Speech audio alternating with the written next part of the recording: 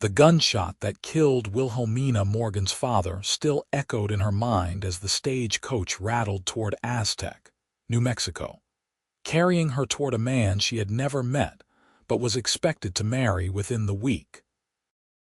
It was June 1878, and the desert heat pressed through the wooden walls like an unwelcome guest, making her black mourning dress cling uncomfortably to her skin.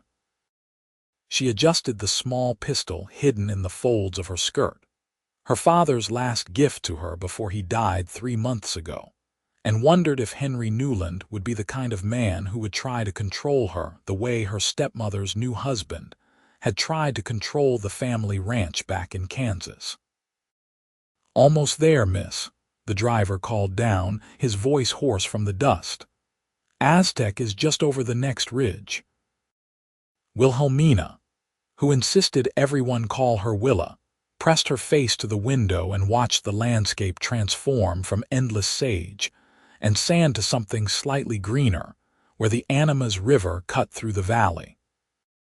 She was 22 years old, owned nothing but the clothes in her trunk and the deed to a worthless piece of land her father had won in a poker game, and was about to become the mail-order bride of a cattle rancher who had promised her stepmother a substantial payment for the arrangement. The whole situation made her stomach turn, but the alternative had been worse. Her stepmother's new husband had made it clear that Willa was no longer welcome on the ranch that should have been her inheritance, and a woman alone with no money had few options in 1878. The town of Aztec emerged from the heat shimmer like a mirage made solid. It was smaller than Willa had imagined, maybe 24 buildings clustered around a main street, with the river glinting silver in the distance and mesas rising like ancient sentinels on the horizon. The stagecoach pulled up in front of a weathered building with a sign that read General Store and Post Office, and the driver climbed down to open her door. "Need help with your trunk, miss? I can manage," Willa said, though she accepted his hand to step down. Her legs were unsteady after 2 days of travel, and the heat hit her like a physical blow. She had grown up in Kansas, where summers could be brutal, but this was different. This was a dry heat that seemed to pull the moisture from her very bones. A small crowd had gathered, curious about the newcomer. Willa straightened her spine and lifted her chin, refusing to show weakness. She had learned early that people respected strength more than vulnerability, especially in women. Her father had taught her that, along with how to shoot straight and keep her accounts in order. "You must be Miss Morgan." A woman in a faded calico dress stepped forward, her face kind despite the hard lines that sun and hardship had carved around her eyes. "I'm Martha Henderson. I run the boarding house. Mr. Newland asked me to see you settled while he finishes up some business." Something cold settled in Willa's stomach. "He is not here." "Oh, he is here in town, just had some trouble with rustlers last night, lost about 20 head of cattle. He sent word he will be by before supper." Martha's smile was sympathetic. "Come on, dear. Let's get you out of this heat and into something cool to drink." Willa followed Martha down the dusty street, very aware of the eyes watching her. A mail-order bride was always a source of gossip, and she could practically hear the whispers starting already. The boarding house was a 2-story structure that had once been painted white, but had faded to a dingy gray. Inside, it was blessedly cooler, with thick adobe walls that kept out the worst of the heat. "I put you in the room at the end of the hall," Martha said, leading the way up a narrow staircase. "It has a window that catches the breeze in the evening. Mr. Newland has already paid for 3 nights, though I expect you will be moving to his ranch before then." The room was small but clean, with an iron frame bed covered in a patchwork quilt, a washstand with a chipped basin, and a single chair beneath the window. Willa set her carpetbag down and moved to the window, looking out at the street below. From here, she could see most of the town. The general store, a saloon with peeling paint, what looked like a church or schoolhouse, a blacksmith shop with smoke rising from the forge, and several other buildings whose purposes were not immediately clear. "I will bring up some water so you can wash," Martha said, "and then maybe you would like to rest before meeting Mr. Newland." "I would rather not rest," Willa said, turning from the window. "I have been sitting for 2 days. I would like to walk, see the town." Martha hesitated. "It might be better to wait for Mr. Newland. He can show you around proper. I am quite capable of walking through a town by myself."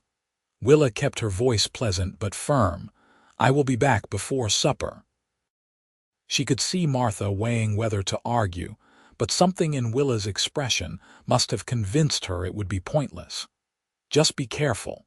Some of the men around here forget their manners when they see a new woman in town." Willa patted the hidden bulge of the pistol through her skirt. "I can handle myself." After Martha left, Willa took a few minutes to wash her face and hands, then changed from her heavy morning dress into something lighter, though still black out of respect for her father. She checked that the pistol was loaded and secure, then headed back downstairs and out into the afternoon heat. Aztec was a working town. She could see that immediately. Men in dusty work clothes moved between buildings. Cowboys led horses toward what must be the livery stable, and a wagon loaded with supplies creaked past her on the street. She walked slowly, taking in everything, memorizing the layout the way her father had taught her. "Always know your surroundings," he had said. "Always have an escape route planned." The general store was her first stop. She needed to get a sense of prices, of what was available, of how people conducted business here. The store was dim and crowded with goods, everything from fabric to canned foods to farming equipment. A man behind the counter looked up as she entered, his expression shifting from businesslike to speculative. "You must be Newland's bride," he said. "Welcome to Aztec. I am Robert Price. Anything you need, we can probably get it for you." "Thank you," Willa said, moving along the shelves and examining the goods. Everything was more expensive than it had been in Kansas, but that was to be expected this far from the railroad. She made mental notes, already calculating what a household would cost to run out here. "Newland is a good man," Price continued, clearly eager to talk. "One of the biggest ranchers in the valley. You will be well taken care of." Willa made a non-committal sound and continued her examination.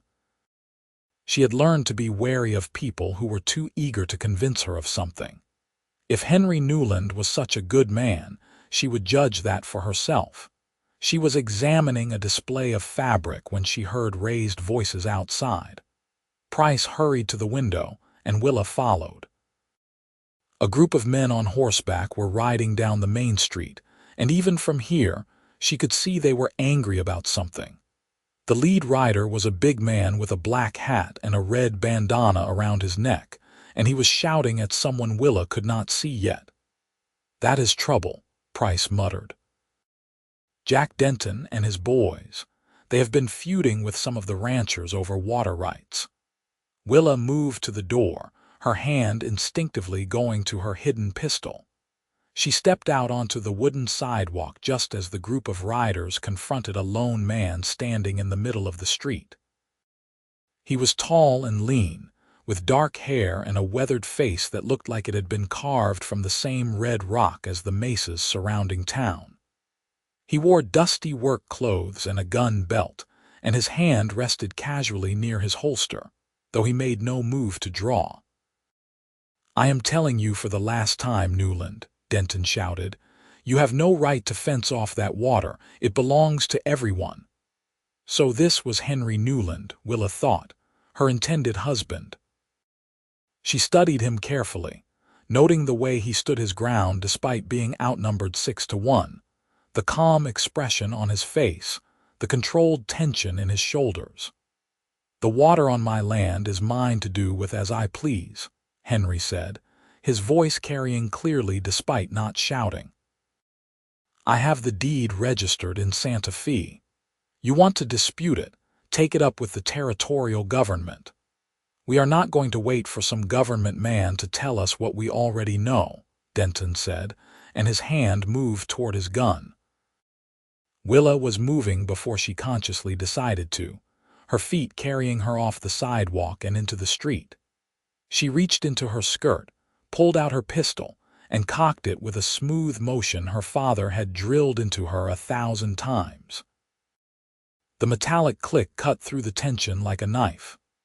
"I would think very carefully about your next move, gentlemen," she said, her voice steady despite her racing heart. Every eye turned to her. She walked forward until she was standing beside Henry Newland, her pistol trained on Jack Denton. Her hand did not shake. Her father had made sure she could shoot under pressure, had made her practice until drawing and aiming was as natural as breathing. Henry Newland slowly raised his hands, though there was something almost amused in his expression. "Smart girl," he said quietly, just loud enough for her to hear. "I am not a girl," Willa said, still watching Denton, "and I would appreciate it if we could resolve this without bloodshed. I have had a very long journey and I am not in the mood for violence." Denton stared at her, clearly trying to figure out if she was serious. Willa let him see the steadiness in her eyes, the way her finger rested on the trigger with practiced ease. She might be a woman in a black dress, but she knew how to use the weapon in her hand, and she was not afraid to do so. "Who the hell are you?" Denton finally asked. "Wilhelmina Morgan," she said. "And I would very much like to not shoot anyone on my first day in town, but I will if I have to. So I suggest you and your men turn around and ride away, and you can settle your dispute over water rights in a civilized manner at some later date." For a long moment, no one moved. Then Denton laughed, though it sounded forced. "You have got spirit, lady, I will give you that. But this is not over, Newland." He yanked his horse's reins and rode off, his men following. Willa kept her pistol raised until they were out of sight, then carefully uncocked it and tucked it back into her skirt. Her hands were shaking now, the adrenaline catching up with her, but she kept her expression calm.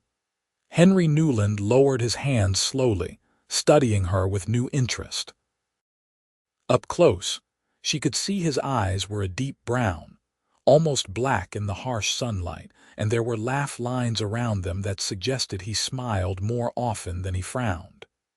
He was probably in his late 20s, lean and strong in the way of men who worked hard for their living. "Wilhelmina Morgan," he said slowly. "You are supposed to be my bride." "Willa," she corrected. "And yes, apparently I am, though I think we should probably have a conversation about expectations before we make any final decisions." A smile tugged at the corner of his mouth. "You just faced down 6 armed men without blinking, and you want to talk about expectations. I would say that is exactly when we should talk about expectations." Willa became aware that half the town was watching them from windows and doorways, perhaps somewhere more private. Henry gestured toward a building at the end of the street. "I keep an office in town for ranch business. We can talk there." Willa fell into step beside him, very conscious of the whispers starting up behind them. She had made quite an entrance, that was certain. Whether it was the kind of entrance that would help or hurt her remained to be seen. The office was a small room in the back of what turned out to be a land agent's building. It had a desk covered in papers, 2 chairs, and a map of the valley on the wall marked with different colored pins. Henry closed the door behind them and leaned against it, studying her with an expression she could not quite read. "Did you really just get off the stagecoach?" he asked. "About an hour ago." Willa sat in one of the chairs without waiting to be asked.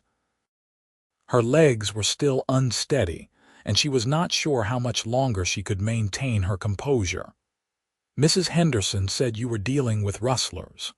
Lost 20 head last night. Probably Denton's men, though I cannot prove it. He moved to the other chair and sat down, stretching out his long legs. The water dispute is real, though. I dammed up a creek that runs through my property, and some of the smaller ranchers think they have a right to it because they have been using it for years. Do they? Willa asked. Henry raised an eyebrow. Do they what? Have a right to it? Legally, I mean, not just because they have been using it. No, the land is mine and so is the water, but out here, sometimes what is legal and what is right are two different things. He leaned forward, his elbows on his knees. But I did not bring you here to talk about water rights. We should probably discuss why you just risked your life for a man you have never met. Willa considered her answer carefully. I did not do it for you. I did it because I do not want to start my life in a new town by watching someone get murdered in the street, and because 6 against 1 is not fair odds, regardless of who is in the right. Fair enough. He was quiet for a moment, then said, Your stepmother wrote that you were educated and capable of managing a household. She did not mention you could shoot. My stepmother does not know everything about me. Willa met his eyes directly. My father taught me to shoot before he died. He said a woman needed to be able to protect herself, especially out west. Your father was a wise man. Henry leaned back in his chair. So here is where we stand. I need a wife. Ranch life is hard, and I need someone who can manage the household, keep the books, and handle things when I am out with the cattle. Your stepmother needed you settled somewhere away from Kansas. We made an arrangement that benefited both parties. You paid for me, Willa said flatly. I paid your travel expenses and provided a settlement to your family, yes. He did not look away. That is how these arrangements work. But that does not mean you are property, Willa. It means we have a business arrangement and we can decide together if we want to make it more than that. What if I decide I do not want to go through with it? Then I will make sure you have enough money to get wherever you want to go, and we will call it a loss on my part. He spread his hands. I am not looking for a slave or a servant. I am looking for a partner. Someone who can hold down the ranch when I am not there, who can make decisions and stand by them. From what I just saw in the street, you might be exactly that kind of person. Willa wanted to trust him. He seemed honest, and there was something in his eyes that reminded her of her father, a directness that suggested he said what he meant. But she had learned the hard way that men could be charming when they wanted something. Can I see the ranch before I make a decision? She asked. Of course. We can ride out tomorrow morning if you want. It is about an hour from town. He stood up and offered his hand. For now, why do not I buy you dinner at the saloon? The food is decent, and it will give people something to talk about besides you pulling a gun on Jack Denton. Willa took his hand and let him pull her to her feet. His grip was warm and calloused, the hand of a working man. Is that going to cause problems? With Denton, I mean. Probably. Henry grinned, and it transformed his face from serious to boyish. But it was worth it to see the look on his face. I do not think anyone has ever caught him that off guard. They walked back down the main street together, and Willa was conscious of every eye that followed them. Henry nodded to people as they passed, occasionally stopping to introduce her. Everyone was polite, but she could sense the curiosity, the speculation, the judgment. A woman who pulled a gun in the street was not what anyone had expected from Henry Newland's mail-order bride. The saloon was less rough than Willa had imagined, with actual tables and chairs instead of just a bar, and curtains on the windows that softened the harsh light. A woman with graying hair and a no-nonsense expression came over as they sat down. So this is her, the woman said, looking Willa up and down. The one who pulled a gun on Jack Denton. I like her already. Henry laughed. Willa, this is Susan Campbell. She runs this place and makes the best beef stew in the territory. The only beef stew in the territory, more like, Susan said, but she was smiling. What can I get you too? They ordered stew and bread, and Susan brought them coffee while they waited. The coffee was strong enough to strip paint, but after 2 days of stagecoach travel, Willa found it perfect. She wrapped her hands around the tin cup and let the warmth seep into her fingers, trying to process everything that had happened in the past few hours. "Are you all right?" Henry asked quietly. "That was a lot to handle on your first day." "I am fine," Willa said automatically, then reconsidered. If they were going to have any kind of partnership, honesty was important. "Actually, I am terrified, but I have been terrified since my father died, so at least it is a familiar feeling." Henry's expression softened. "Tell me about him, your father." So Willa did. She told him about growing up on a ranch in Kansas, about learning to ride and rope alongside the hired hands, about her father teaching her to read profit and loss statements, because he said she had a head for numbers. She told him about the night he died, thrown from a spooked horse and breaking his neck, and how everything had fallen apart afterward when her stepmother remarried quickly to a man who saw the ranch as his own. "I am sorry," Henry said when she finished. "Losing a parent is hard. Losing your home along with them is worse." "What about you?" Willa asked. "How does a man end up needing a mail-order bride in New Mexico territory?" Henry's smile was rueful. "The usual story. Came out here 5 years ago looking for opportunity, bought land cheap from a man who could not make it work, built it up into something profitable. But ranch life is lonely, and the few women in the territory are already spoken for. I could have waited and hoped someone would come along, or I could take a chance on a woman from Kansas who needed a new start." He met her eyes. "I am glad I took the chance. You might feel differently once you get to know me better," Willa warned. "I have opinions about things, and I am not good at keeping them to myself." "Good. The last thing I need is someone who just agrees with everything I say." He leaned back as Susan brought their food.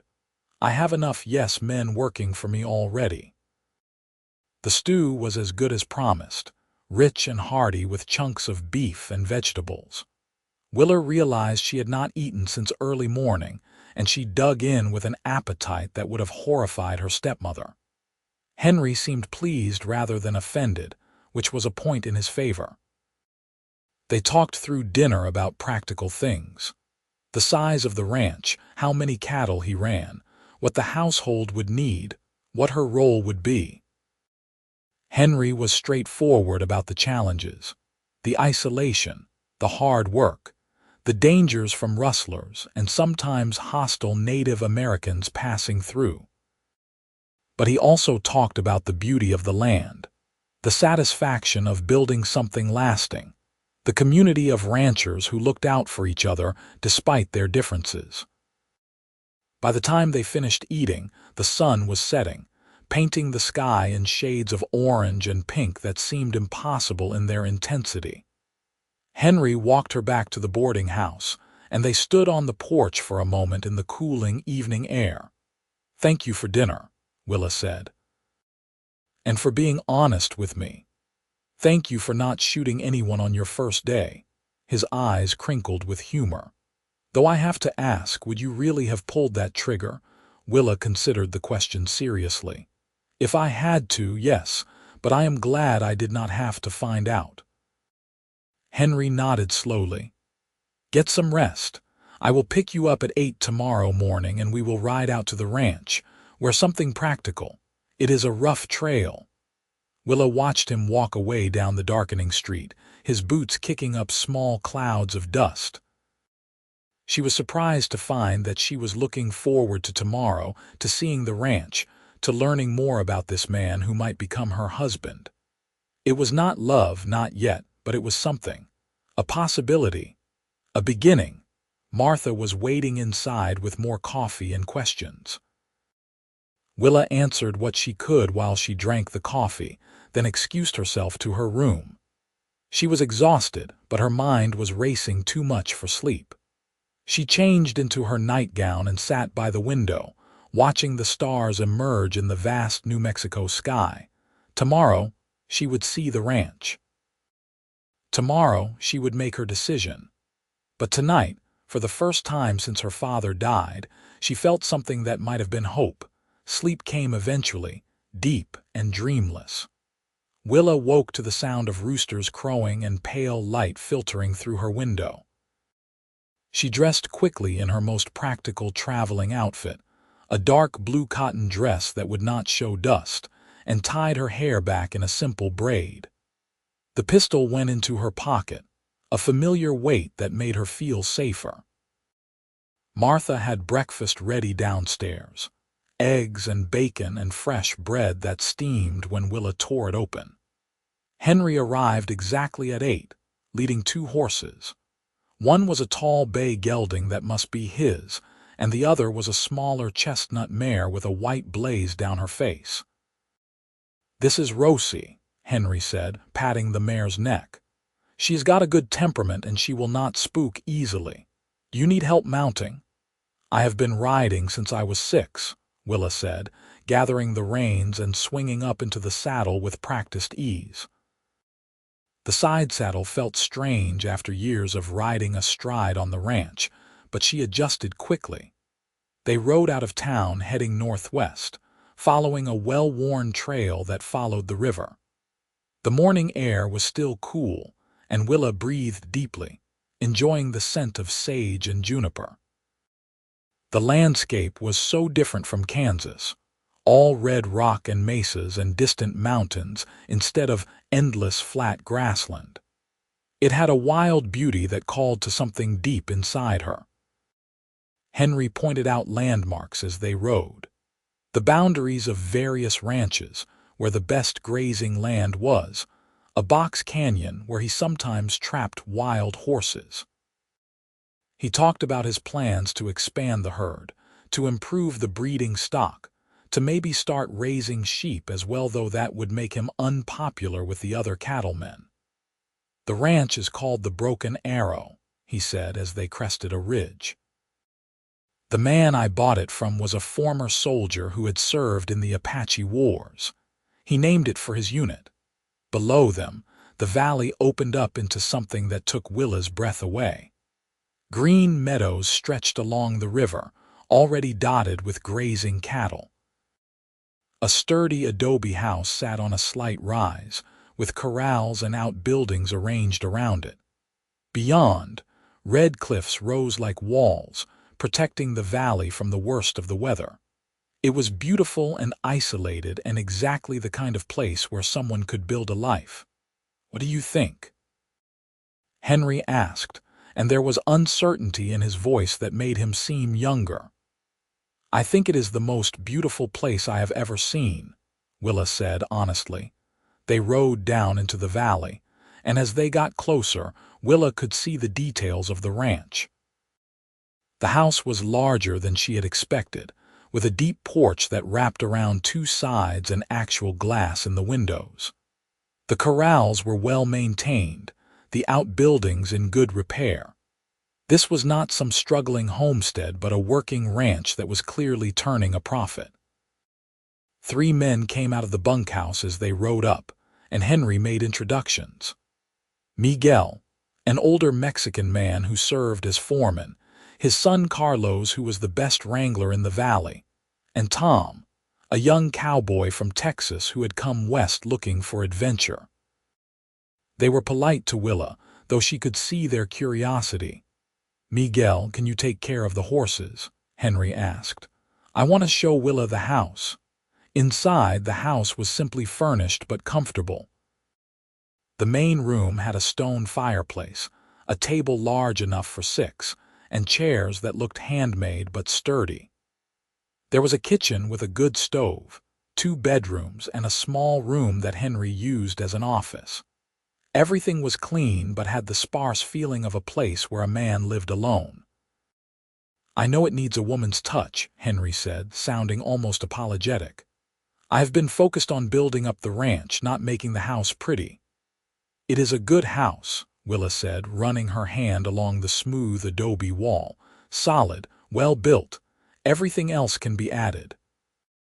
She walked through the rooms imagining what they could become. Curtains on the windows, rugs on the floors, books on shelves, maybe some paintings or photographs on the walls. A home, not just a house. In the kitchen, she examined the stove and the stores of food, making mental notes of what they had and what they needed. In the office, she found neat stacks of ledgers and papers. Henry saw her looking and gestured for her to examine them. The ranch books. I keep careful records of everything, income and expenses, breeding records, contracts. Willa opened one of the ledgers and studied the entries. Henry's handwriting was clear and the accounts were meticulously kept. She could see that the ranch was profitable but not hugely so, that he was reinvesting most of the profits back into improving the herd and the land. It was the approach of a man who was thinking long-term, building something to last. "You keep good books," she said. "Better than most ranchers I have seen." "My father was a banker," Henry said. "He taught me that if you do not know where your money is going, you will never have any." They went back outside, and Henry showed her the rest of the operation. The cattle were a mix of longhorns and some newer breeds he was trying to improve the stock. The horses were good quality, and the equipment was well maintained. Everything spoke of careful management and hard work. They were standing by the corral, watching Carlos work with a young horse when Miguel approached. "Boss, we have got a problem. Found fresh tracks up by the north pasture. Looks like someone has been cutting fence again." Henry's expression hardened. "How much damage?" "Not much yet, but if they keep it up, we will lose cattle into the Badlands." Miguel glanced at Willa, clearly uncomfortable discussing ranch problems in front of her. "I will ride up and check it out after lunch," Henry said. "Double the patrols tonight." After Miguel left, Henry turned to Willa. "This is the reality of ranch life. Someone is always trying to take what is yours, whether it is rustlers or men like Denton who think they have a right to your water. It is constant vigilance and hard work." "I understand," Willa said. "My father dealt with the same things in Kansas." They ate lunch in the house, simple food that Henry clearly prepared himself. He was not a bad cook, but everything had the basic, functional quality of a man who ate to fuel his body rather than for pleasure. Willa made mental notes about that too. A good meal at the end of a long day was important for morale, her father had always said. After lunch, they sat on the porch in the shade, drinking coffee and watching the valley shimmer in the heat. Willa felt a strange sense of peace settling over her. This place felt right in a way that Kansas never had after her father died. Here, she could build something new.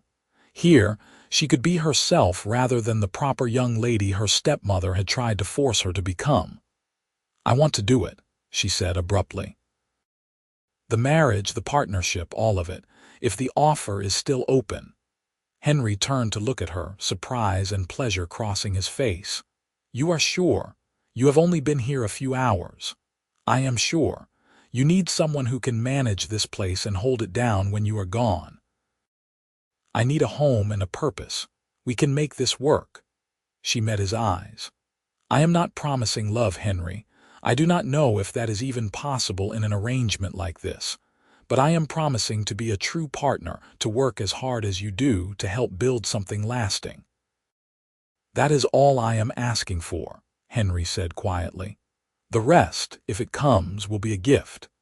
They were married 3 days later in a simple ceremony at the small church in Aztec. Martha Henderson and Susan Campbell stood as witnesses, and most of the town turned out to watch. Willa wore a simple dress of pale blue cotton, since she refused to marry in mourning black, and carried a bouquet of wildflowers that Henry had picked that morning. She spoke her vows clearly and without hesitation, and when Henry slipped a simple gold band on her finger, she felt the weight of it like a promise. The wedding supper was held at the saloon, with Susan providing food and the town providing goodwill and gossip. Willa endured the attention with as much grace as she could muster, though she was relieved when Henry finally said it was time to leave.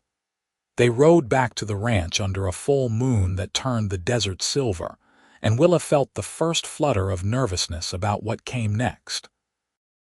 Henry must have sensed her tension because when they reached the house, he showed her to one of the bedrooms and said, "This is yours. I will be in the other room. When and if you want to change that arrangement, you let me know, but there is no rush." Willa felt a rush of gratitude so intense it made her throat tight. "Thank you," she managed to say. "We are partners, Willa. That means respecting each other." He smiled, then retreated to his own room, leaving her alone with her thoughts. The next days fell into a pattern. Willa rose early with Henry, cooked breakfast while he did the morning chores, then spent her days learning the rhythms of the ranch. She took over the household accounts and found several places where they could save money or spend more efficiently. She learned to make better use of the supplies they had, turning simple ingredients into meals that made the hired hands look forward to dinner. She rode out with Henry to learn the boundaries of the ranch, to understand the cattle operation, to see firsthand the challenges they faced. It was hard work, harder than anything she had done in Kansas. But it was also deeply satisfying.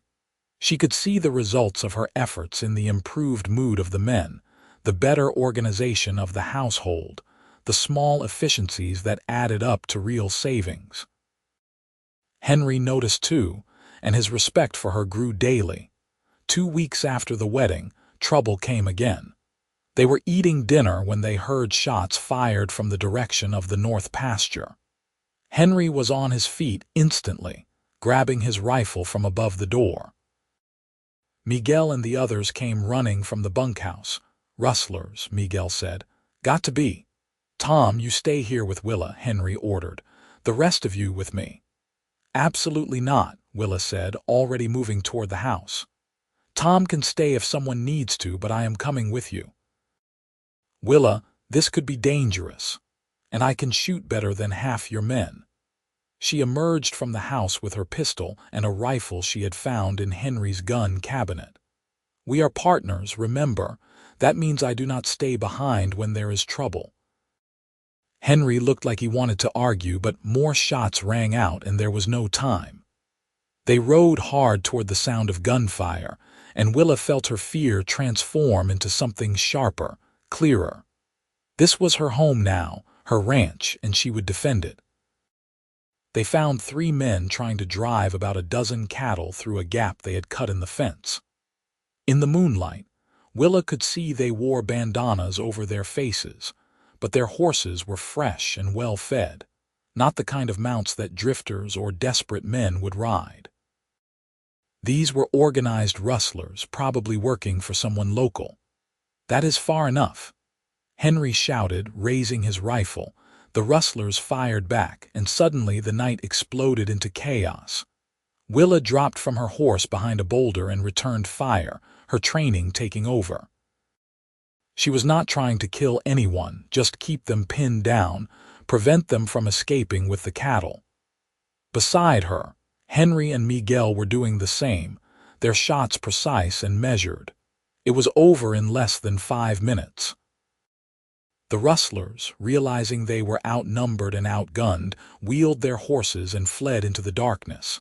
Miguel wanted to chase them, but Henry called him back. "Too dangerous in the dark. We will track them in the morning." He turned to Willa, concern in his eyes. "Are you hurt?" "I am fine." Willa was shaking now, the adrenaline draining away and leaving her weak. "Did we get any of them?" "I do not think so, but we saved the cattle." Henry reached out and pulled her close, and she leaned into him gratefully. "You did good, Willa, really good." They rode back to the ranch in silence, and this time when they reached the house, Henry walked Willa to her bedroom door and paused. "I know I said there was no rush, but I want you to know something. I am glad you are here. not just because you can shoot or keep books or cook a good meal. I am glad because you are you." Willa looked up at him, seeing the honesty in his eyes, and felt something shift inside her. She had been so focused on survival, on making this arrangement work, that she had not let herself think about what might grow between them. But now, standing in the quiet house with moonlight spilling through the windows, she realized she was starting to care about this man. Not just as a partner or a means to security, but as Henry, as the person he was. "I am glad I am here too," she said quietly. Henry smiled, then leaned down and kissed her forehead gently. "Good night, Willa." She watched him walk to his room, then went into her own and closed the door. Her hands were still shaking as she changed into her nightgown, and she knew she would not sleep for hours. But underneath the fear and adrenaline was something else, something warm and tentative and hopeful. In the morning, Henry and Miguel tracked the rustler's trail to the edge of Denton's property, where it disappeared among dozens of other horse tracks. They could not prove anything, but the message was clear. Someone wanted to drive Henry off his land, or at least make it expensive enough that he would be willing to negotiate about the water rights. "What are we going to do?" Willa asked when Henry explained the situation. "Keep fighting," Henry said grimly. "This is our land, our water. I am not giving it up because someone wants to bully us into submission." But the attacks continued. Fences were cut, cattle scattered, equipment sabotaged. They hired 2 more men to help with security, which cut into their profits. Henry rode into Aztec to try to get the territorial marshal involved, but the marshal was 3 days away and had bigger problems to deal with. They were on their own. Willa threw herself into making the ranch run more efficiently, finding ways to save money to offset the costs of the extra security. She also started riding out with the patrols, her rifle across her saddle and her pistol at her hip. The men grumbled at first about a woman riding guard, but after she proved she could shoot as well as any of them and keep watch without falling asleep, they accepted her. It was during one of these patrols, a month after the wedding, that things changed between her and Henry. They were riding the south boundary, just the 2 of them, checking for breaks in the fence. The sun was setting, painting the cliffs gold and red, and the air had the perfect temperature of a desert evening. "You ever regret it?" Henry asked suddenly. "Coming here, marrying me?" Willa thought about it honestly. "No, it is hard and sometimes I am scared, but I do not regret it. This feels like where I am supposed to be." "I worried I was taking advantage of your situation," Henry admitted. "A woman with no options, needing somewhere to go." "That is not how I wanted to find a wife. You gave me a choice," Willa said. "You told me I could leave if I wanted to. That is more than most men would have done." She turned to look at him. "Why did you do that, really? Most men would have considered me bought and paid for." Henry was quiet for a long moment. "Because my mother was in an arranged marriage to my father.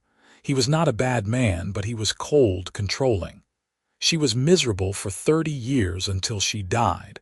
I swore I would never do that to anyone." He met her eyes. "I wanted a partner, Willa. Someone who chose to be here, not someone who was trapped." Willa felt her heart turn over. She had been so focused on survival, on proving herself capable, that she had not let herself see what was right in front of her. Henry Newland was a good man. A genuinely good man, the kind her father would have approved of. And somewhere along the way she had stopped thinking of him as the stranger she had married out of necessity and started thinking of him as Henry. Her Henry. "I choose to be here," she said quietly. "I choose this. I choose you." Henry reached over and took her hand, and they sat there on their horses in the fading light, fingers intertwined, while the desert turned purple and the first stars appeared. When they finally rode back to the ranch, something had shifted between them, something deeper than partnership or convenience. That night, Willa did not go to her separate bedroom. She stood in the doorway of Henry's room, and he looked up from the book he was reading, surprise and hope in his eyes. "Are you sure?" he asked. "I am sure," Willa said, and closed the door behind her. She had thought marriage would be about duty, about making the best of a difficult situation. But as Henry pulled her close and kissed her properly for the first time, she realized it could be so much more. It could be about choosing each other, every day, building something together not out of necessity, but out of genuine affection and respect. The next morning, Willa woke to sunlight streaming through unfamiliar windows and Henry's arm around her waist. She felt different, as if something that had been closed off inside her had finally opened.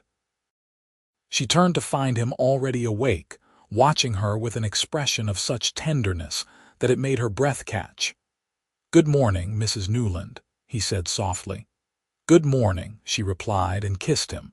They would have stayed there longer, but the ranch did not care about new love. There were cattle to tend, chores to do, a property to defend. But now they faced it together in a way they had not before, and that made all the difference. The trouble with Denton came to a head 2 weeks later. Willa was in town buying supplies when she overheard 2 men talking in the general store. They thought she could not hear them, or maybe they did not care, but their words made her blood run cold. Denton was planning a night raid with a dozen men, intending to burn Henry out and take the water rights by force. Willa left her supplies and rode for the ranch as fast as Rosie could carry her. She found Henry working with Carlos in the corral and pulled him aside to tell him what she had heard. "When?" Henry asked, his face grim. "Tonight, from what they said. Henry, we cannot fight off a dozen men. No, but we can be ready for them." He called the men together and laid out a plan. They would appear to have their normal evening routine, but everyone would be armed and positioned. Miguel would ride to the neighboring ranches to ask for help, playing on the fear that if Denton got away with this, none of them would be safe. As sunset approached, Willa felt her stomach twist with anxiety. She had cleaned and loaded every gun in the house, prepared bandages and supplies in case anyone was wounded, and tried to stay calm. Henry found her pacing in the kitchen and pulled her into his arms.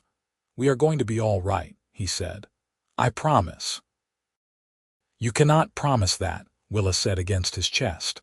"But I love you for trying." She felt him go still. "Say that again." Willa pulled back to look at him. "I love you. I did not mean to, and I know we have only been married 2 months, but I do. I love you, Henry Newland." He kissed her then, deep and fierce, a kiss that said all the things there was not time to say out loud. "I love you too. From the moment you pulled that pistol on Denton, I think. I just did not let myself believe you could feel the same way." "We are going to survive this," Willa said fiercely. "Both of us. We are going to have years together, Henry. I am not losing you now that I have found you." They took their positions as darkness fell. Willa was in the house with Tom, covering the front. Henry was in the barn with Carlos, covering the back.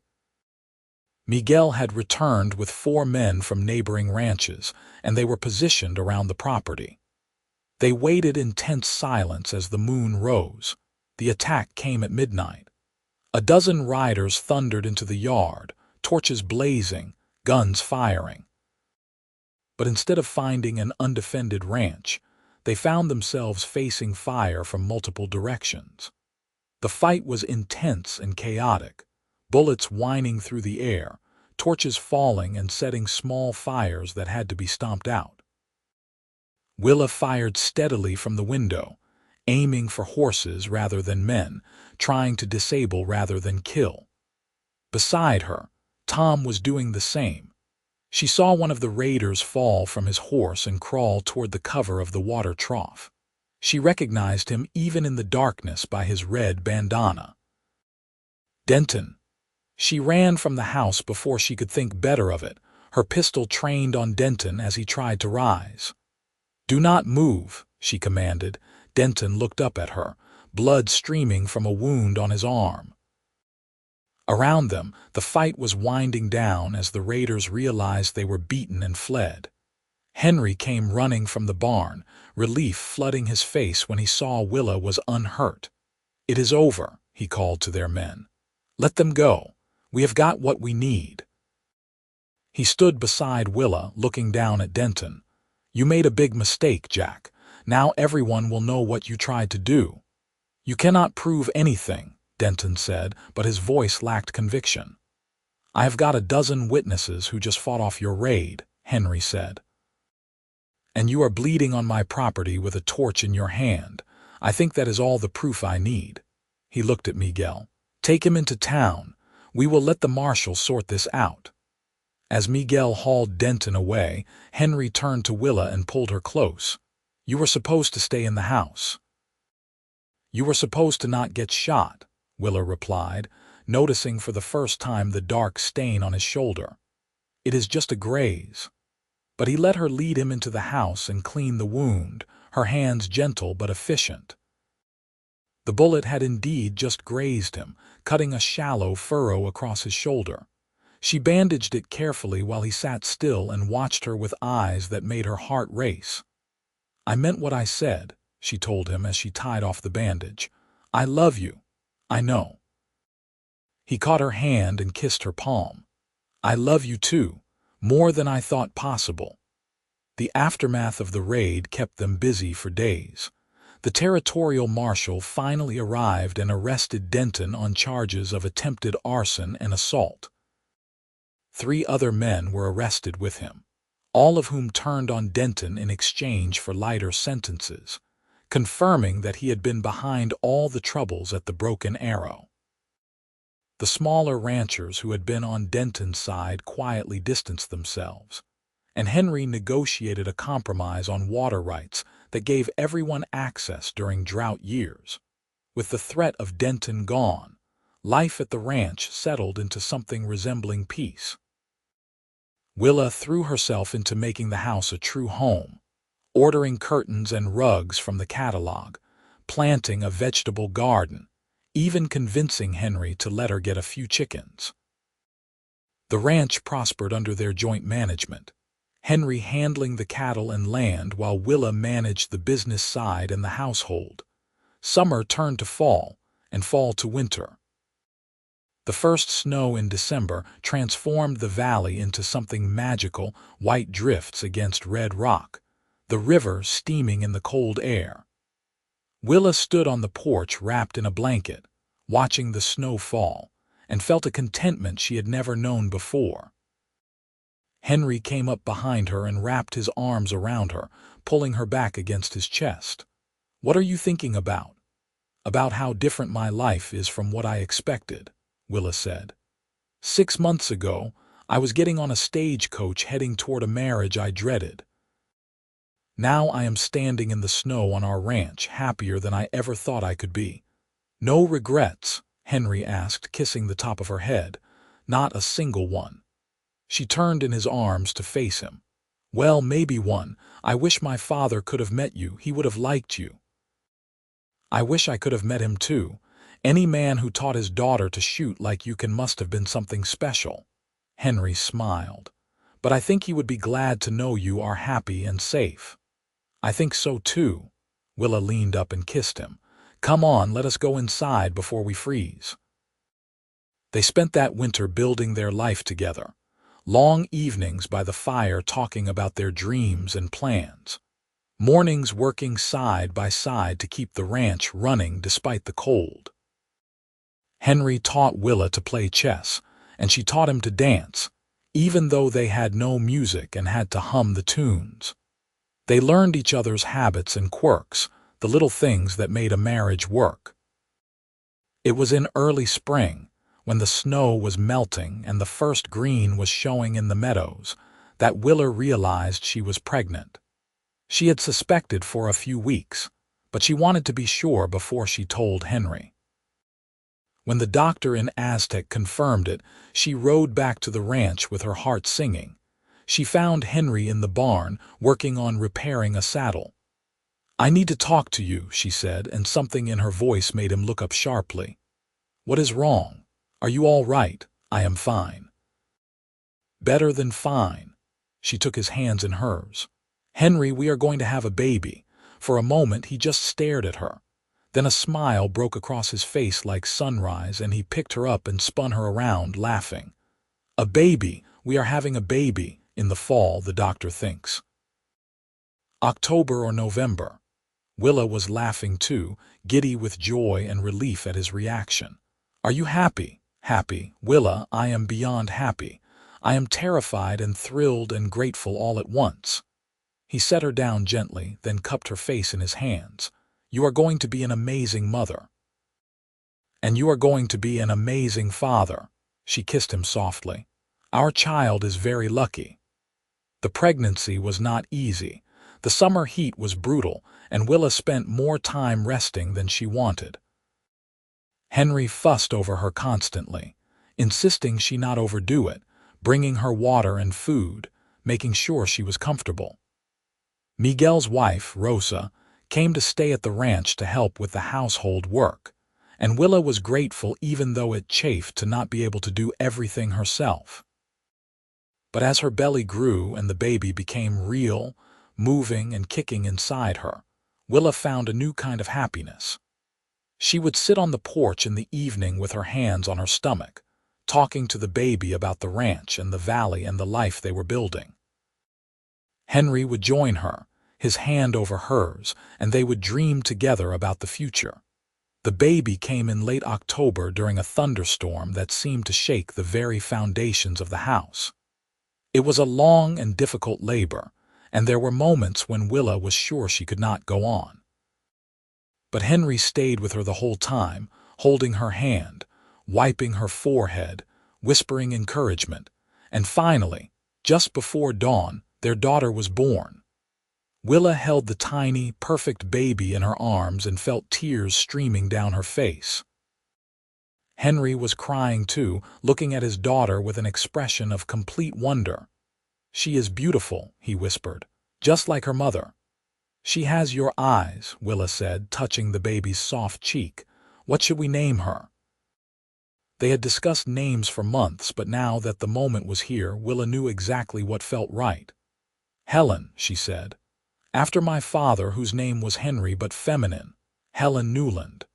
"Helen," Henry repeated, testing it out. "It is perfect. She is perfect. You are perfect." He kissed Willa gently. "Thank you for this gift." The first year of Helen's life passed in a blur of sleepless nights and pure joy. Willa had never imagined she could love anyone as much as she loved her daughter, except that she loved Henry even more for the father he became. He was patient and gentle, changing diapers and walking the floor with Helen when she cried, singing silly songs that made her laugh. The ranch continued to prosper. They hired more men as the herd grew, built a new barn, improved the house. Henry's reputation as a fair and honest rancher spread, and other cattlemen sought his advice. Willa kept the books and managed the business side, and between them, they built something that was becoming one of the most successful operations in the territory. When Helen was a year old, they held a party at the ranch to celebrate. It seemed like half the territory showed up, neighbors and friends and people from town. There was food and music and dancing, and Willa looked around at the crowded yard and felt a sense of accomplishment that had nothing to do with money or success. She had helped build a community here, a network of people who looked out for each other. "Happy?" Henry asked, coming up behind her with Helen on his hip. "Happier than I ever dreamed possible," Willa said honestly. "When I got off that stagecoach 2 years ago, I was so scared and angry and lost. Now look at us." "Now look at us," Henry echoed, kissing her temple. "A family, a home, a life worth living." Helen reached for Willa, babbling something that might have been "Mama," and Willa took her daughter and held her close. This was what mattered, she thought, not the size of the ranch or the number of cattle or any of the things people measured success by. This This love, this family, this life they had built together. The years flowed past like water. Helen grew into a bright, curious child who was equally at home in the barn learning about horses or in the house learning letters from Willa. She had her father's eyes and her mother's determination, and she was utterly fearless in a way that both terrified and delighted her parents. When Helen was 3, Willa gave birth to a son they named Henry after his father, but called Hank to avoid confusion. 2 years after that came another daughter, Grace, who was as quiet and contemplative as Helen was bold. The house that had once felt too big for 2 people was now filled with the noise and chaos of family, and Willa would not have changed it for anything. Henry's hair started to show gray at the temples, and Willa found laugh lines around her own eyes when she looked in the mirror. They were not the young people who had met in the street with a pistol between them anymore. They were parents, ranchers, pillars of the community. But when they lay in bed at night after the children were asleep, they were still Henry and Willa, still partners, still deeply in love. "You remember the day we met?" Henry asked one night, his voice soft in the darkness. "How could I forget? I pulled a gun on Jack Denton and you told me I was a smart girl." Willa laughed. "I was so angry about that. I wanted you to know I was not a girl, I was a woman." "You were definitely not a girl," Henry agreed, pulling her closer. "You were magnificent, terrifying and magnificent." "I was terrified," Willa admitted. "I had no idea what I was doing. I just knew I could not stand by and watch someone get hurt, even a stranger. That stranger is very glad you did not stand by." Henry kissed her softly. "I fell in love with you that day, you know. I did not realize it until later, but it started then. With your courage and your determination and that look in your eyes that said you would not back down no matter what. I fell in love with you when you gave me a choice," Willa said. "When you told me I could leave if I wanted. That was when I knew you were different from other men, that you saw me as a person, not property." They lay in comfortable silence for a while, listening to the night sounds of the ranch. Somewhere a coyote howled and one of the horses whinnied in response.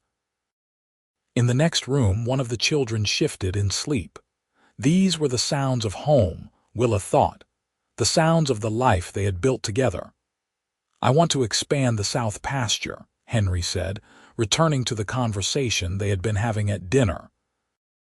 "With the new calves coming, we will need the space.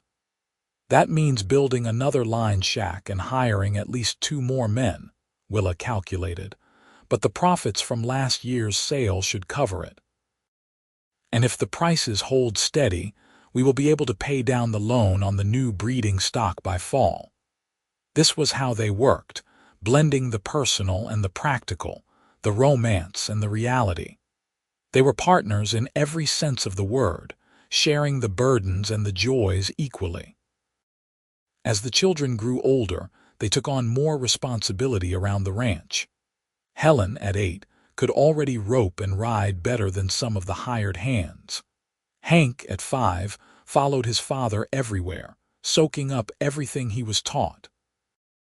Grace, at 3, was content to help her mother in the garden and the house, though Willa made sure all the children learned both domestic and ranch skills, regardless of gender. "They need to be able to take care of themselves," Willa told Henry when he questioned teaching Helen to keep accounts and Hank to cook. "The world is changing, and our children need to be ready for whatever comes." Henry never argued with her about the children's education. He trusted her judgment completely, just as she trusted his. It was one of the foundations of their marriage, that mutual respect and trust. When Helen turned 10, Willa began teaching her to shoot.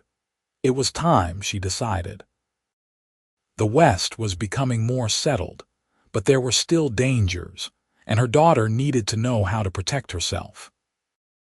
Henry set up targets behind the barn, and Willa taught Helen the same lessons her father had taught her: how to hold the pistol steady, how to aim, how to squeeze the trigger rather than jerk it. "Why do I need to learn this, Mama?" Helen asked one afternoon, frustrated after missing several shots in a row. "Because being able to protect yourself gives you choices," Willa said, the same thing her father had told her. "No one can take away your power if you know how to defend yourself. That does not mean you go looking for trouble, but it means you can handle it if it finds you." Helen absorbed this seriously, then turned back to the target with renewed determination. By the end of the summer, she could hit the center of the target more often than not, and Willa felt a fierce pride in her daughter's skill. The ranch continued to grow and prosper. They added sheep to their operation despite the grumbling from some of the other cattlemen, and the diversification paid off handsomely. They bought more land, improving and expanding until the Broken Arrow was one of the largest and most respected ranches in New Mexico Territory. Henry was elected to the territorial legislature, and Willa went with him to Santa Fe for the sessions, leaving the children in Rosa's capable care. In Santa Fe, Willa saw a world she had only read about. Hotels with indoor plumbing, restaurants with printed menus, women in fashionable dresses who had never done a day's work in their lives. It was interesting, but she was always glad to return to the ranch, to the red cliffs and open sky and the life she had built. "Do you ever wish for something different?" Henry asked on the train ride back from one session. "A life in a city with theaters and society?"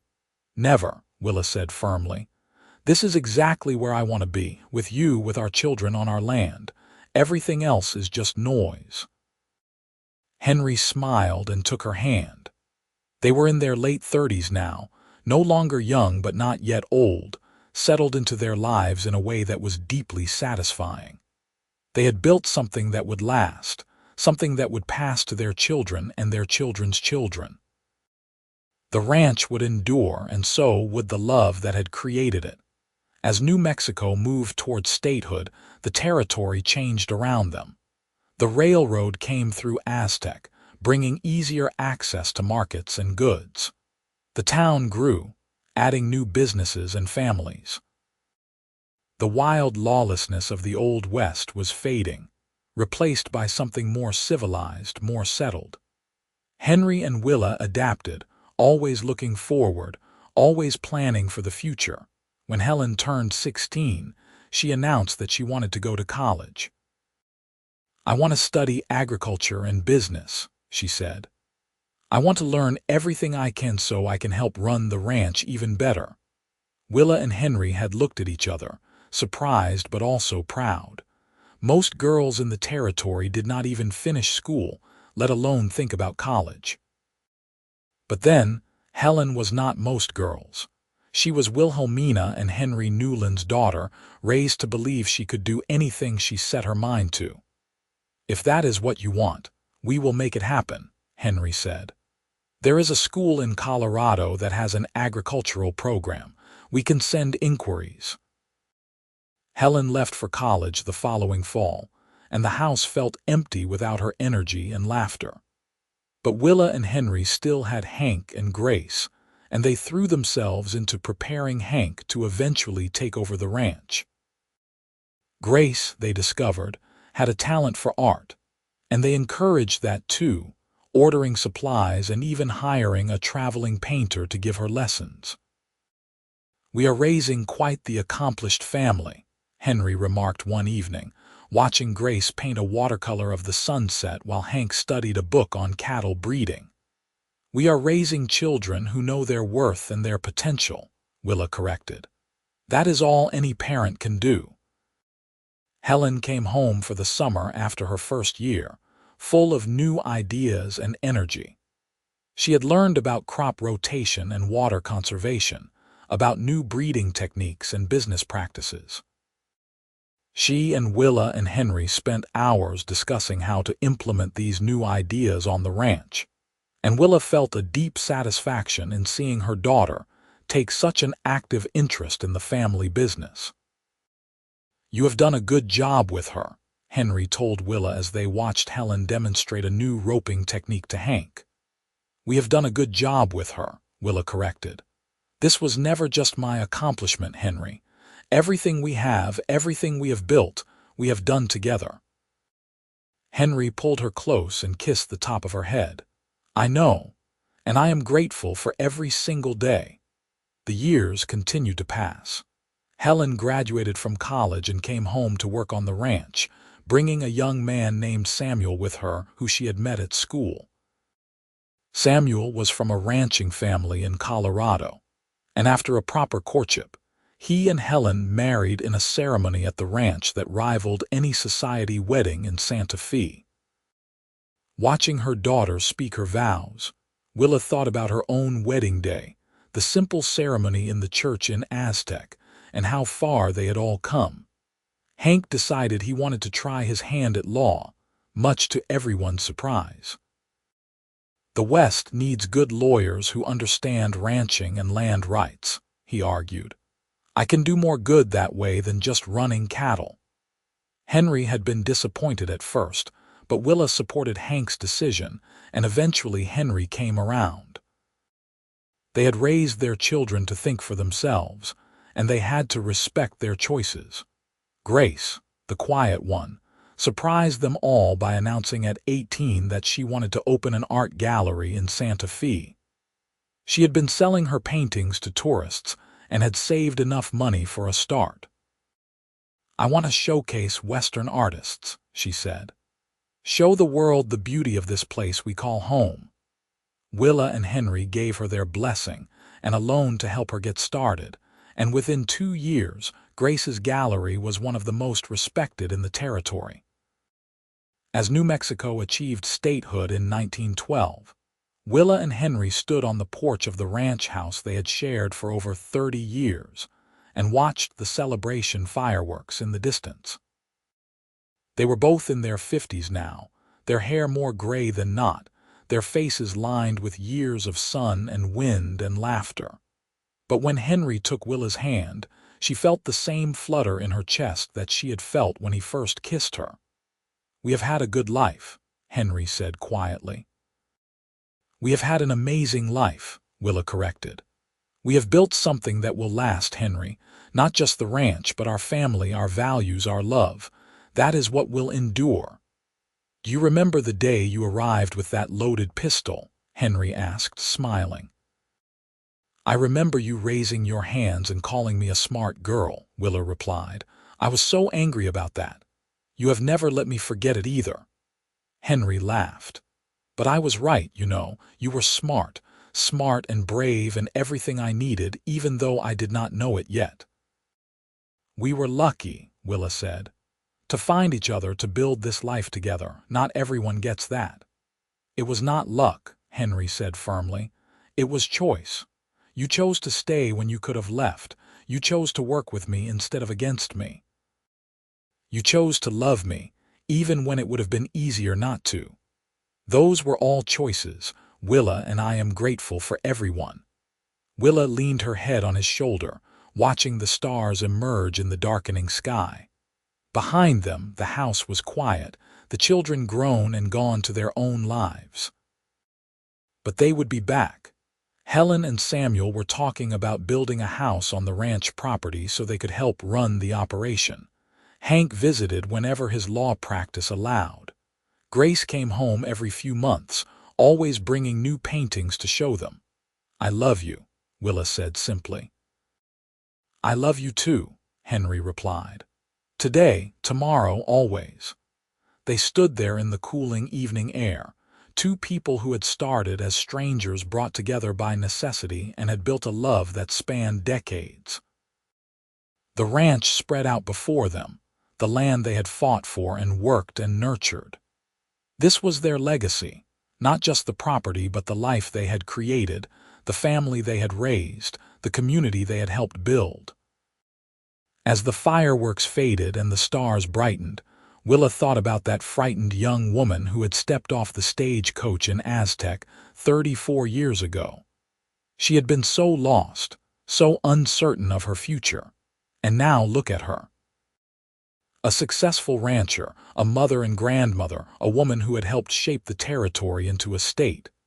She had done things she never imagined possible, and she had done them with Henry by her side.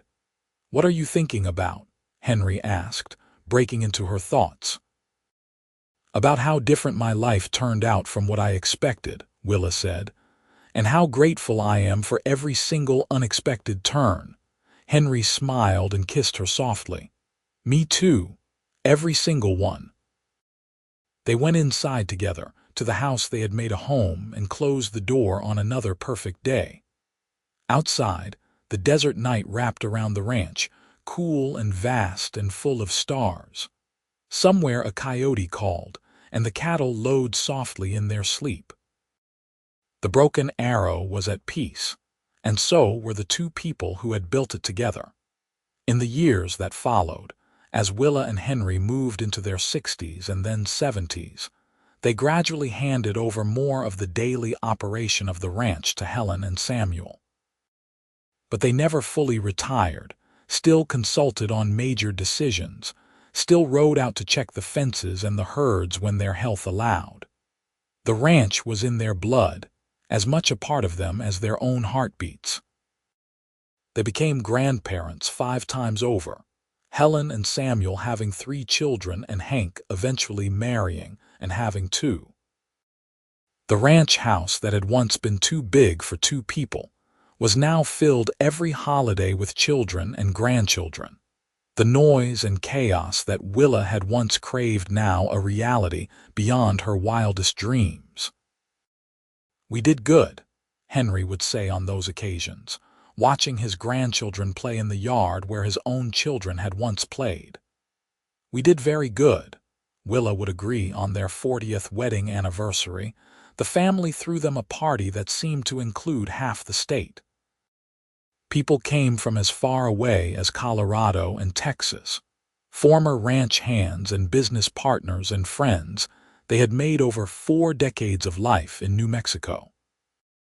There were speeches and toasts and dancing, and when it was all over and the guests had finally left, Willa and Henry sat on their porch in the darkness, exhausted but happy. 40 years, Henry said wonderingly. "It seems impossible, and yet it feels like no time at all." "I know exactly what you mean," Willa said. "Sometimes I still feel like that frightened girl on the stagecoach, about to meet a stranger who might become my husband. And then I look at our grandchildren and realize how much time has actually passed." "You were never just a frightened girl," Henry said. "You were the bravest person I had ever met. You still are." Willa laughed softly. "I was terrified that day I pulled my pistol on Denton. My hands were shaking so badly I was not sure I could even hold the gun steady. But you did it anyway. That is what courage is, not the absence of fear, but acting despite it." Henry took her hand, his fingers intertwining with hers in a gesture that had become second nature over the decades. "That is what you have taught our children and grandchildren. To be brave, to stand up for what is right, to never back down from a challenge." "We taught them together," Willa said. "Everything we have accomplished, every lesson we have passed on, it has all been a partnership." "The best partnership I could ever have imagined," Henry agreed. As they grew older, they made plans for the ranch's future. Helen and Samuel would inherit the majority, with provisions for Hank and Grace to receive their fair shares in money and land. They updated their wills, organized all the paperwork, made sure everything was in order. It was not morbid, Willa thought. It was practical. They had built something meant to last, and they wanted to make sure it continued after they were gone, but neither of them was ready to give up yet. In their 70s, they were still active, still involved in the ranch and the community.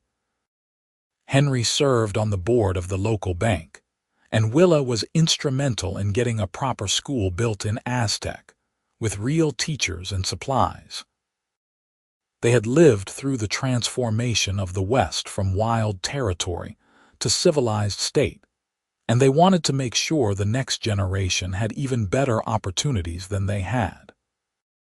On quiet evenings, they would sit together and talk about their lives, remembering the challenges and triumphs, the fears and joys. They talked about the night they fought off the rustlers, about Helen's birth during the thunderstorm, about Hank's first day of school and Grace's first art show.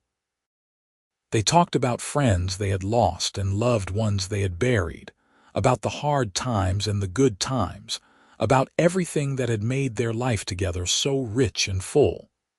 "You have any regrets?" Willa asked one evening, watching the sun set over the mesas that had been the backdrop of their entire married life. Henry thought about it seriously. "No, not about anything that matters. Maybe I wish I had told you I loved you sooner, or that we had taken more time just for us when the children were young. But those are small things. The big things, the important things, I would not change any of them." "Me neither," Willa said.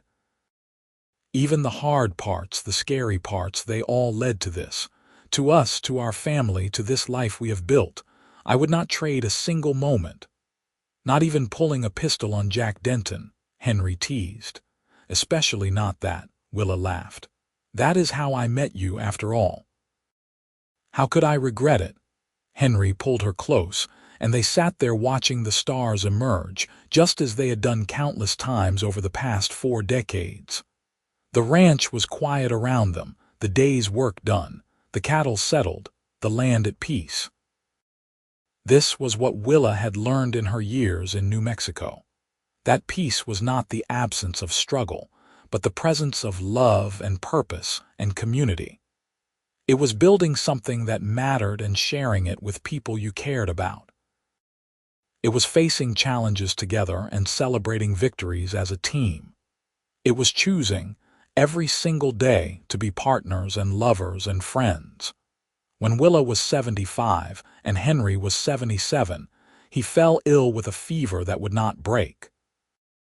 The doctor came from town, then a specialist from Santa Fe, but there was nothing they could do.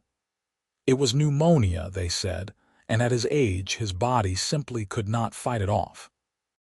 Willa sat by his bedside day and night, holding his hand, talking to him even when he could not respond, refusing to give up hope.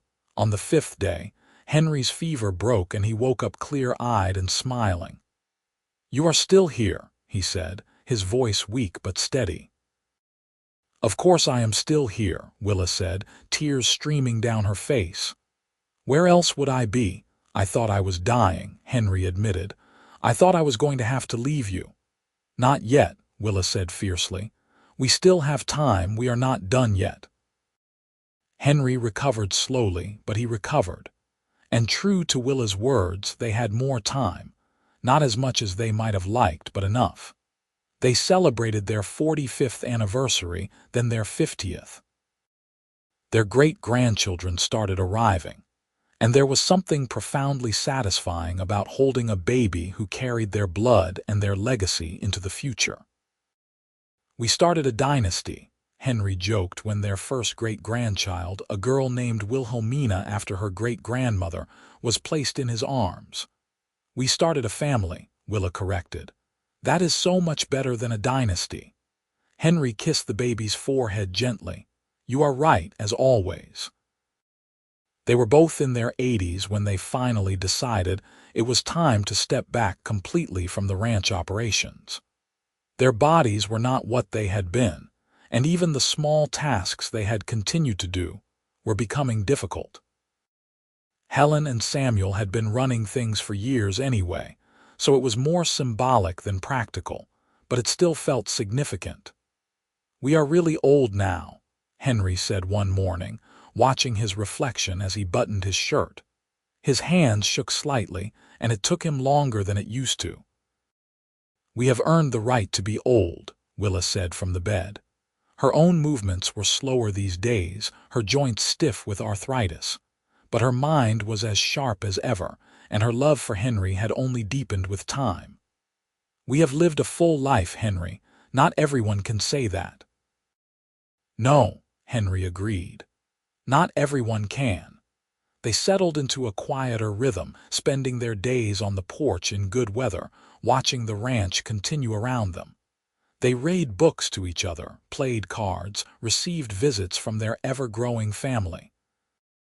It was a good life, peaceful and fulfilling, the natural end to the adventure that had started with a young woman stepping off a stagecoach with a loaded pistol. One evening in late summer, when Willa was 83 and Henry was 85, they sat together watching the sunset as they had done thousands of times before. The sky was particularly beautiful that night, streaks of orange and pink and purple painting the horizon, the mesa's dark silhouettes against the light. "It never gets old," Henry said quietly. "This view, this place, this life with you." "No," Willa agreed, her head on his shoulder. "It never does." Henry was quiet for a long moment, then said, "Willa, I want you to know something. These past 53 years have been the best years of my life. You made me happier than I ever thought possible. You gave me a family, a home, a purpose. You gave me everything." Something in his tone made Willa sit up and look at him. "Henry, what is wrong?" "Nothing is wrong." He smiled at her, that same smile that had made her heart flutter when she was 22 and still made it flutter now that she was 83. "Everything is right. I just wanted to make sure you knew how much you mean to me, how grateful I am that you chose to stay that day all those years ago." "I chose you," Willa said, taking his face in her hands. "Every day for 53 years I chose you, and I would do it again 1,000 times over." They kissed as the sun sank below the horizon. Two old people who had loved each other through youth and middle age and into the golden years of their lives. When they finally went inside to bed that night, they lay in each other's arms the way they always had, hearts beating in synchronization, content in the love they had built together. Henry died peacefully in his sleep 2 nights later, Willa beside him. She woke to find him still and cold, his face peaceful, and she knew immediately that he was gone. The pain was crushing, overwhelming, a physical ache that made it hard to breathe. But underneath the grief was gratitude. Gratitude for every year, every day, every moment they had shared. Gratitude that he had not suffered, that he had died in the home they had built together, in the bed they had shared for over 5 decades. Gratitude for a love that had sustained them both through every challenge and triumph. The funeral was held at the ranch, and it seemed like everyone in the state came to pay their respects. Henry had been respected and loved, a man who had lived his values and treated everyone fairly. Willa accepted condolences with quiet dignity, supported by her children and grandchildren and great-grandchildren, all the people who had sprung from the love she and Henry had shared. After everyone left and the house was quiet again, Willa sat on the porch alone and looked out at the ranch. It was harder now, seeing it without Henry beside her, knowing she would never hear his voice again or feel his hand in hers. But the ranch itself was a testament to their love, to everything they had built together. The cattle grazing in the meadows, the house standing strong against the elements, the family carrying on their legacy. Henry was gone, but everything they had created together remained. She lived another year, that final year without Henry. Her children urged her to move in with one of them, but Willa refused. This was her home, hers and Henry's, and she would not leave it. She spent her days much as she and Henry had spent them, sitting on the porch, watching the ranch, remembering. Helen visited every day, and the grandchildren and great-grandchildren came and went, making sure she was never alone for long. On a warm evening in September, exactly 1 year and 3 months after Henry's death, Willa sat on the porch watching the sunset. It was particularly beautiful, the sky ablaze with color, and she could almost hear Henry's voice saying how it never got old. She smiled at the memory, feeling his presence as strongly as if he were sitting beside her. "I am ready," she said quietly to the empty air. "I am ready to come home to you, Henry." She closed her eyes, and in her mind, she was 22 again, stepping off the stagecoach in Aztec with a loaded pistol and no idea what her future held. She saw Henry standing in the street, saw herself walk toward him with her weapon drawn, saw him raise his hands and smile as he said, "Smart girl." She saw all the years that had followed flash past in an instant. Their wedding, the birth of their children, the challenges and triumphs, the love that had grown deeper and stronger with every passing day. When Helen found her an hour later, Willa was still sitting peacefully in her chair, a smile on her face, finally reunited with the man she had loved for over 50 years.